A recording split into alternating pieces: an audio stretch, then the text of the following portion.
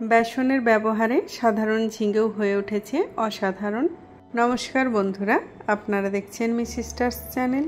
আজ আমি আপনাদের সাথে শেয়ার করছি বেসন আর ঝিঙের একটা দুর্দান্ত রেসিপি। এটা আপনি ভাত রুটি যেটার সাথেই পরিবেশন করে থাকুন না কেন, যারা ঝিঙে পছন্দ করে না তারাও কিন্তু ঝিঙের এই নিরামিষ রেসিপি চেয়ে চেয়ে খাবে। রেসিপিটা ভালো লাগলে ভিডিওতে একটা লাইক করার অনুরোধ রইল।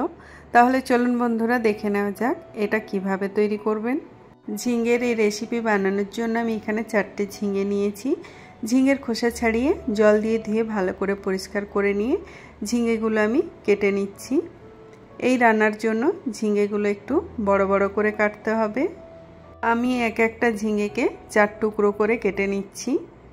আমি এখানে 4টে ঝিঙে নিয়েছি, তো আপনার প্রয়োজন মতো আপনি ঝিঙের পরিমাণ কম বেশি করে নেবেন।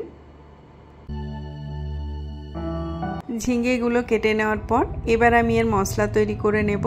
তো তার জন্য আমি এখানে একটা মিক্সিং জার নিয়েছি, আর এই জারের মধ্যে দিয়ে দিচ্ছি 2 টেবিল চামচ সাদা তেল, দিয়ে দিচ্ছি 2 টেবিল চামচ পোস্ত, 6টা কাঁচা লঙ্কা।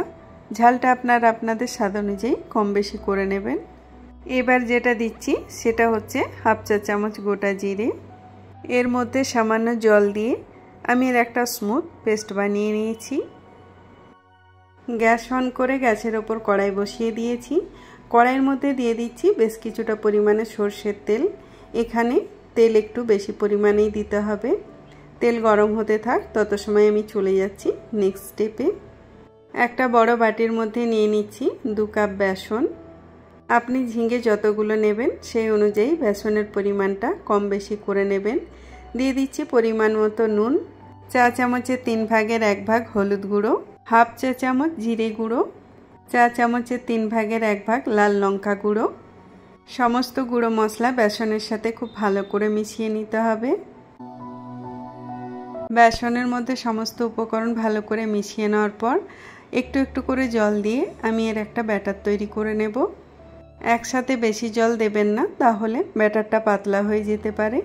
একটু একটু করে জল দিয়ে ব্যাটারটা তৈরি করে নেবেন। আমরা বেগুনি ভাজার জন্য যেরকম ব্যাটার তৈরি করি এটাও ঠিক সেই রকমই হবে। ব্যাটারের ঘনত্বটা ঠিক এই রকমই করতে হবে। খুব পাতলাও হবে না, আবার খুব বেশি ঘনও হবে না। তেল খুব ভালোভাবে গরম হয়ে গেছে। এবার বেসনের ব্যাটারের মধ্যে ঝিঙের কেটে রাখা টুকরোগুলো ডুবিয়ে এই তেলের মধ্যে একটা একটা করে দিয়ে দিতে হবে।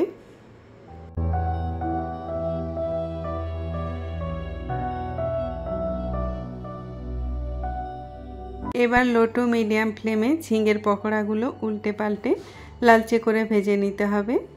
আমরা যেরকম বেগুনি ভাজি ঠিক সেই রকমভাবে এগুলোও ভেজে নিতে হবে। ঝিঙের এই পকোড়া আপনি গরম ভাতের সাথেও খেতে পারেন, তাতেও কিন্তু খুব ভালো লাগবে। আবার বিকেলে চায়ের সাথেও এটা আপনি স্ন্যাক্স হিসেবে খেতে পারেন। পকোড়াগুলো ভাজা হয়ে গেছে, এবার আমি এগুলো একটা প্লেটে তুলে নিচ্ছি। বাকি ঝিঙেগুলো ওই একইভাবে ভেজে নেব।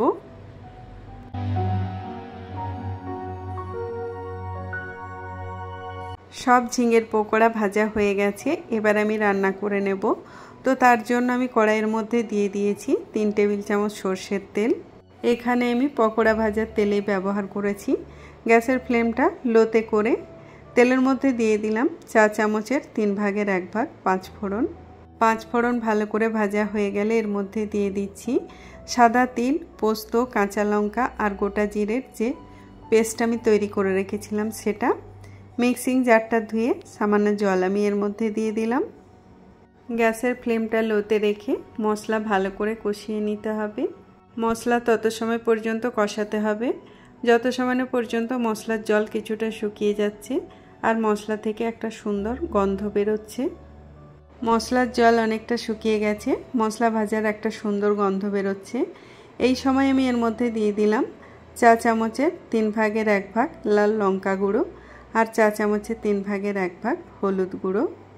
আবারও সব কিছু ভালো করে কষিয়ে নেব। মশলা ভালো করে কষানো হয়ে গেছে, মশলা থেকে তেল ছাড়তে শুরু করেছে।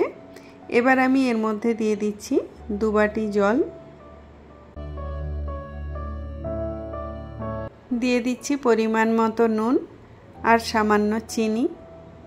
জলের মধ্যে মশলা ভালো করে মিশিয়ে নিয়ে মিডিয়াম ফ্লেমে গ্রেভি 2 মিনিটের মতো ফুটিয়ে নিতে হবে। গ্রেভি 2 মিনিট ফুটিয়ে নেওয়ার পর গ্রেভির মধ্যে দিয়ে দিতে হবে ভেজে রাখা ঝিঙের পকোড়া। তো আমি একটা একটা করে পকোড়া গ্রেভির মধ্যে দিয়ে দিচ্ছি। ফ্লেভারের জন্য দিয়ে দিচ্ছি 5টা কাঁচা পাকা চেরা লঙ্কা। এবার এটা ঢাকা না দিয়ে মিডিয়াম ফ্লেমে 3 থেকে 4 মিনিট ফুটিয়ে নেব। 3 থেকে 4 মিনিট ফুটিয়ে নেওয়ার পর এবার আমি এর মধ্যে দিয়ে দিচ্ছি চা চামচের হাফ চামচ ঘি। তবে আপনি যদি ঘি পছন্দ না করেন তাহলে এটা স্কিপ করতে পারেন। ঘি সবজির মধ্যে ভালো করে মিশিয়ে নিয়ে গ্যাস অফ করে এবার এটা আমি নামিয়ে নেব। ঝিঙে আর বেসনের এই দুর্দান্ত স্বাদের রেসিপি সার্ভ করার জন্য রেডি। তো বন্ধুরা, আমার ভিডিও যদি আপনাদের ভালো লাগে তাহলে ভিডিওটা আপনার পরিচিত সবার সাথে শেয়ার করবেন। আর চ্যানেলের নতুন বন্ধুরা চ্যানেলটা সাবস্ক্রাইব করে আমাদের পাশে থাকবেন।